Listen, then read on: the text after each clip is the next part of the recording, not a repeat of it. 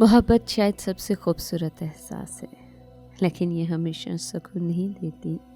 बाज़ औक़ात हम अपनी हद से ज़्यादा कुर्बानियाँ देकर, दूसरों की हर ज़्यादती सहकर और उनकी अना के लिए अपनी ज़ात को मट्टी में मिलाकर ख़ुद को ही बेफ़ुक़त कर देते हैं।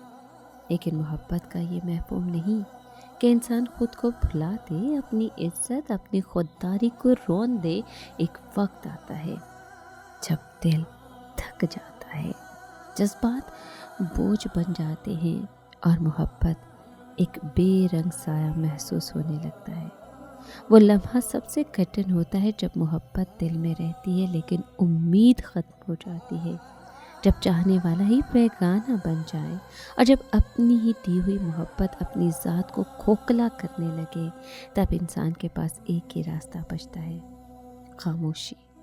खामोशी से ख़ुद को समेट लेना, इस यकीन के साथ कि कोई किसी के लिए नहीं मरता और दुनिया में सबसे बड़ी मोहब्बत वही है जो इंसान खुद से करे।